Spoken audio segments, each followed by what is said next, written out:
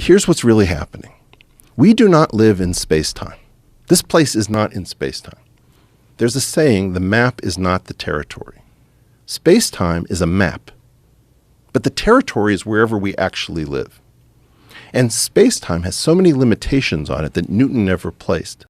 If you've ever wondered why the rotation of the Earth or the length of the day is inconsistent, the reason is because the rotation is created by a oscillating magnetic field analogous to an induction motor. Now, when you see lightning outside, right, that is electrons literally jumping out of the dirt. Not sure if you've ever made a little electromagnet as a kid where you wrapped that wire around that nail and you saw that basically the flowing of a current naturally creates a magnetic field. You ever saw this little thing?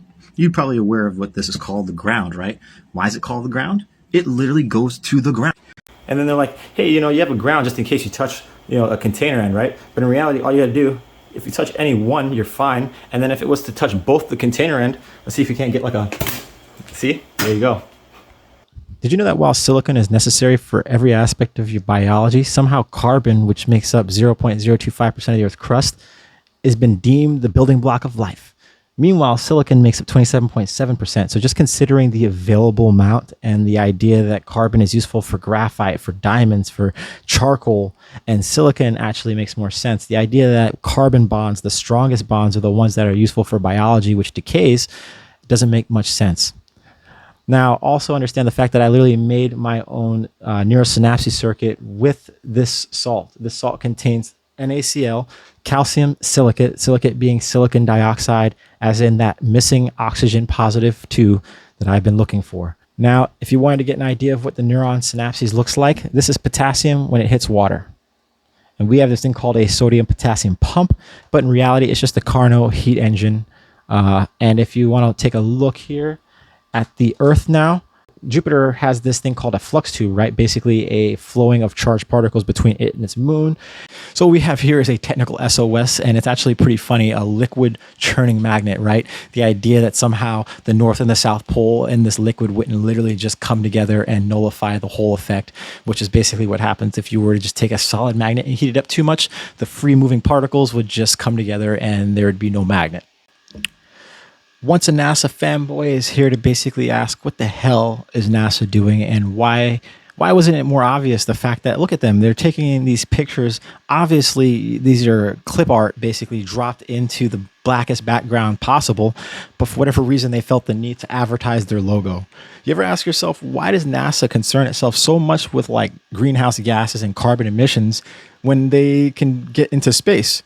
You'd think it would be obvious, right? It's like, look, if instead of taking time and taxpayer dollars to develop some sort of a strategy that would extract carbon from the environment, why don't we just throw some seeds out a window? Because we have a biological plant, a biological machine that already does this.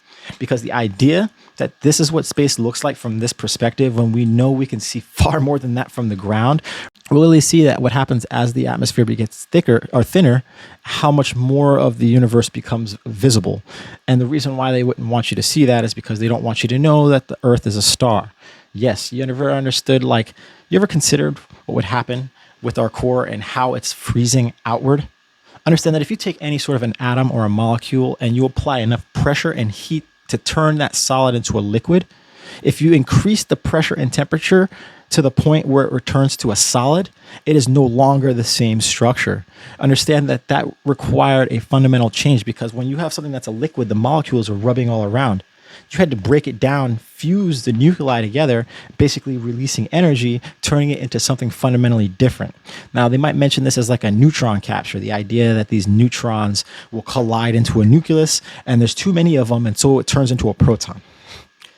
If electrons go up for lightning like we showed and protons will go down, understand that protons colliding into the core is where the protons are coming from. It's not some spontaneous magic trick where neutrons find their way down there and then turn into protons. It's proton-proton fusion, which is what they don't want you to know. This is why they talk about photons as being some special thing when really it's just protons. It's just electrons are going this way, protons are going that way. The fundamental concept of conservation of information, energy, and mass. You're compressing mass, you're releasing energy. What's happening to the information? Well, that's what we do. We take time and energy to build tools and communication strategies in an effort to save on time and energy. Recognize that you can't take any molecule from a solid to a liquid back to a solid under increased pressure and temperature without fundamentally changing the molecular structure so as to require lower or less energy, which would be fusion. And recognize that when you consider just what we see from our perspective, when you look up and you see the entire sky lit up blue, recognize that if it was all coming from a central point, it would dissipate outward. The fact that it doesn't is because it's radiating from us outward, and then it's being reflected back, like in the radiative zone of a star. The convection zone is the next aspect of the atmosphere. You also consider the fact that when you go to dense city locations, they'll say that you can't see the night sky because of light pollution. Well, they make it seem as if it's artificial light, but the idea that you have an artificial light source down here, fundamentally, it's also aimed down here. But the idea that it's illuminating down here so bright that it's going all the way up to the atmosphere and then bouncing all the way back down for us to see it before we see the stars, recognize that if we turned all of our lights straight up, that wouldn't happen. What's happening is that we, like I said, are a nuclear fusion, right? We are literally creating a molecular decay. We're breaking down molecules. We're stripping the particles apart. And when we take these electrons and we're doing this fusion process, we're releasing a lot of light, a lot of energy, and we don't see almost any of it, basically, right? The visible light spectrum for us is something like 22 zeros in front of a 4, and that's the percentage that we see. Recognize that 20 watts of power is just going straight to your brain even when you're not using it. All of this energy just coming out of your skin, you don't see it. Every time you're sitting there smacking the keys, that's more energy just being sent into space. You're not seeing it. And so the idea that a light bulb from here, somehow inverse square laws going all the way up, dissipating out, and then coming back, going through all those, just more of the nonsense, right? So real quick now, another thing, your eyes, they don't work the way you think. Understand, look at this ray incidence here. The idea that light is hitting the mirror, reflecting back at me, and then, or light's coming from me, reflecting off the mirror and then back to my eyes. Understand that even with a light source in front of me, if the light bulb's here, it has to come to me, reflect light off of me to the mirror, then from the mirror back to my eyes. That's already kind of a scrambly mess, considering where it goes before you, back to you, then back, then here. What you recognize is that because we're silicon and you look at the electron vacancies in silicon and recognize that when you look around in your environment, you were acquisitioning data, but you're more pulling it from the environment. It's like a vacuum expectation. It's all these free moving particles.